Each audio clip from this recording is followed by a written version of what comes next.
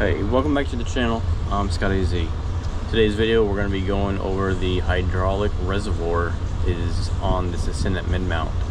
I swear to God, I think that the manufacturer knows how to torque bolts and nuts and flanges, whatever have you, to work just until the warranty is out on your vehicle. I did check on this one and I thought that hydraulic tanks were covered under a 5-year warranty.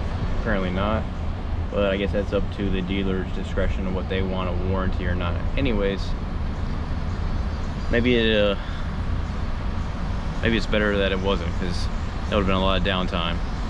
Anyways, I got a leak on this reservoir system, and we'll go through it, see what we can get into, see if we can reseal it. So let's get into it. So we finally got truck one in here for the hydraulic leak, job that I've kind of been dreading for a while, because I know it's going to be more than what I would typically want to do, but you know, it's all part of the job. So it's leaking from around this collar with this collar.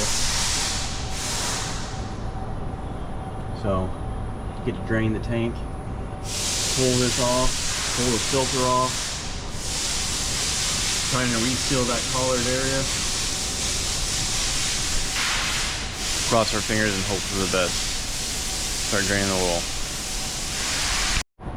oil. Okay, so my plan in order to drain this, I turn the shutoff valve off. I'm gonna pull the filter, let that drain down, and then I'm gonna open this valve, and hopefully I get most of the fluid out that I need.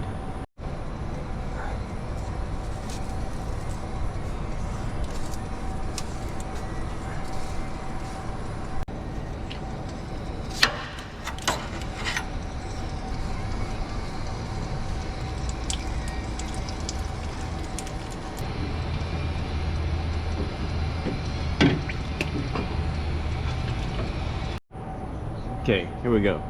Let's see how this goes. Let's open it up. Yep, there she goes.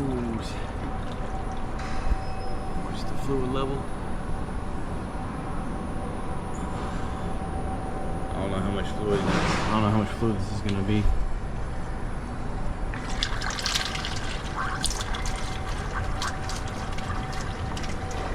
Close that down a little bit, making a mess.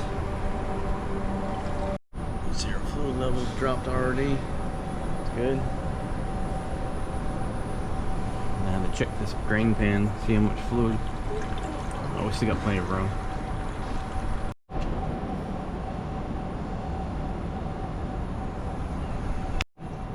Okay, so while this thing has been draining, I've been contemplating how to get this free. So this bolt, that fitting right there, you can loosen that one, loosen that up all the way, and then I think I'm going to loosen this one back here, and then take the bolts, the mounting bolts out top here, and hopefully I can swivel this down far enough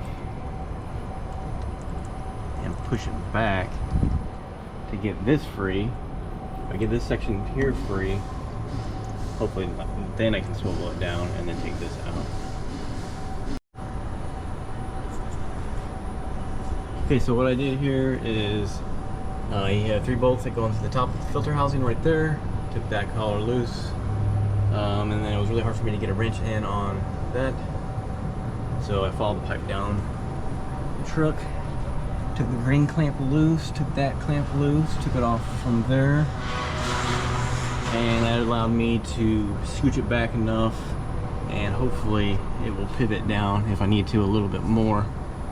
Should be able to push this back or up and out of the way. So hopefully that will give us enough room, and it will let me extract the valve here.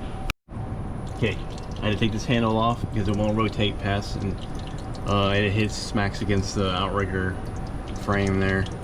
So I'm using a big 24-inch crescent wrench from Northern Tool. This valve started to come loose from here, so I tightened that back up, and then I'll put my wrench on right here, and it's loosened the whole collar here, so the whole thing where initially my leak is rotating out of the tank. So I'll get that off.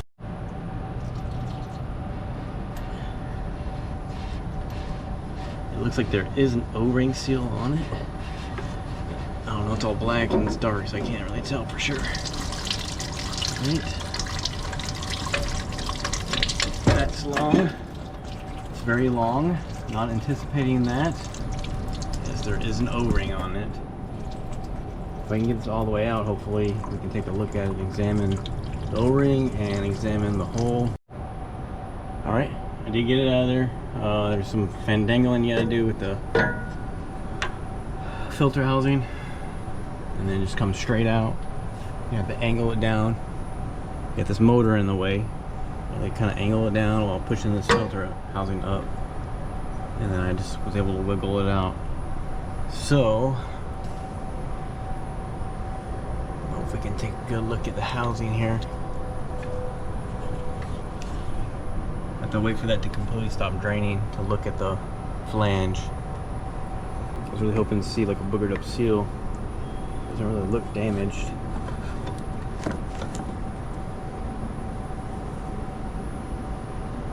I'm wondering if we could have just tightened it down a little more. I'll try to get a match up the seal though with it. Okay, so this is our old seal.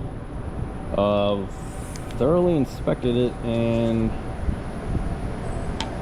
it really doesn't look like it has any cuts or abrasions on it or anything, so I'm wondering if it would just never screwed down tight enough, honestly.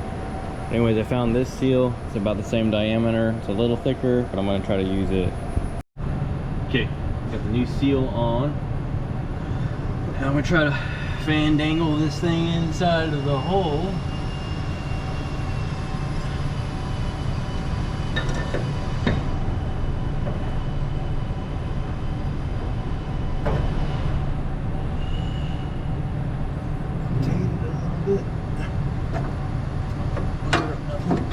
Goes.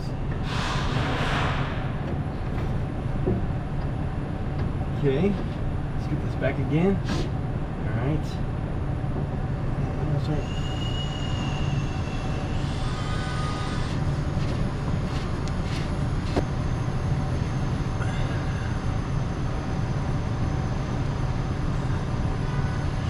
All right, time to break out the big wrench.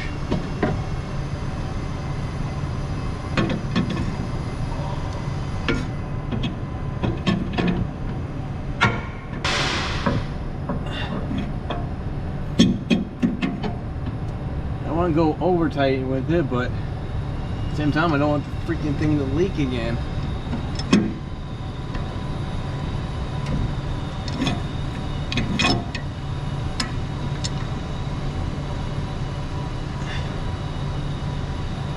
I think that's pretty good. Okay, so I did get a little tighter, and if you can notice from before, these words were like more up here, so it is tighter. Make sure and verify that these connections here are tight, and then start putting this all back together.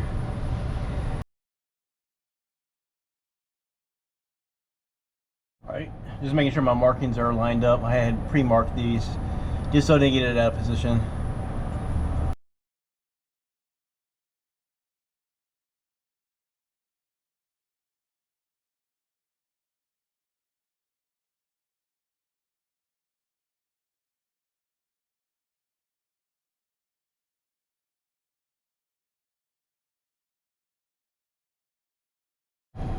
Okay, so now that I just got those bolts started, I'm gonna tighten them down. I'm gonna go ahead and tighten the rest of this stuff down.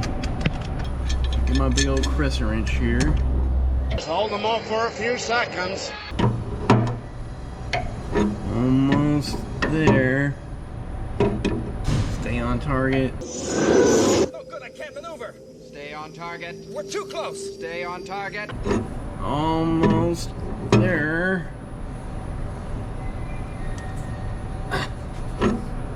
Bombs away. Okay, that should be good. Okay, so I got this all tightened up. I saw a little spot here that I was a little concerned about, but it could have been just a leak down from the rest of the stuff. So what I'm gonna do before I even put the filter back on, I got everything tight. I'm gonna go ahead and shut this, and I'm gonna fill it up until it's at least up above this, and then we'll let it sit overnight, and then we'll see how it does. Okay, so we're gonna start the fill process here. We're gonna go by the placard here. It's an ISO 46 what we're gonna be using. A little longer than a few minutes later. As you can see on the sight glass, we're not even hitting it yet. We're almost at 10 gallons.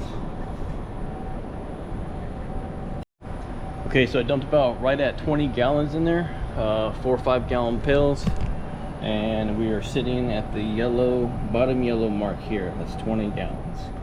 So we'll let that sit overnight, come back in the morning, see how it does. Okay, here the next morning, and it is looking good. By this time, last time, like when it was leaking, it would have already been running down here, and I'd have a nice puddle on the floor. So that looks good. Okay, I reclocked this housing as best as I could. Got a little bit of play out of it. I'm gonna have to I got this one hose that's kind of rubbing up against it, so I'm gonna have to like zip tie it out of the way. All right, so and I went ahead and topped off our fluid there, right at the green mark, and I do have this outrigger extended, so we'll have to see when I suck it back in, but there's no fluid in the filter yet. So let's open this up, let that get into the filter. Kind of hear it running down, see if that drains down any. Probably won't drain down a whole lot. The filter doesn't really hold that much fluid, so we'll see. I may need to drain a little bit off of there. We'll see whenever I suck that outrigger back in. Oh, and I need to get some baling wire and bail this open, just like this one is. Okay, we got our baling wire on there, so we're good. Not gonna close off on us. The level did go down just a little bit there. In comparison, so when we stick this outrigger back in, it should be pretty close to good. Yeah, so I'm gonna cover the seal here. I don't really have a part number for the seal that I used. We just have like a generic RDO John Deere kit, just full of seals. This one was a little thicker, but it was the same circumference. So I went ahead and tightened that thing down and sealed up real well. So yeah. Alright, we're gonna suck the outrigger back in and watch this level, see how much it is.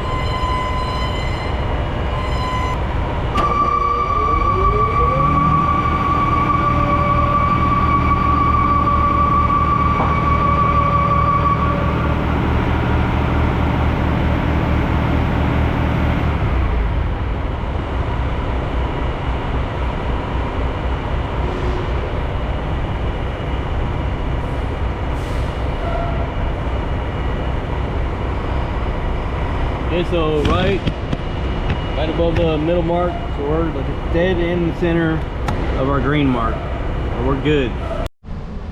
So yeah, that's pretty much it. I mean, as you can see, it was pretty straightforward. It wasn't too bad. It wasn't as bad as I thought. I didn't know what the capacity of that reservoir was, which it come to find out it was about 25 gallons to get it back into that green mark. So that's just a helpful tip. I didn't really find that on the placard anywhere. I'm sure it would have been like in the book somewhere. I could look it up, but definitely use a new filter. Don't want to ever reuse that filter. Don't ever want to reuse that fluid unless you really had to. I mean, it's going to be impossible to like completely clean out a container to hold that, and then you're introducing more contaminants into the system. So if you can, just buy a new fluid.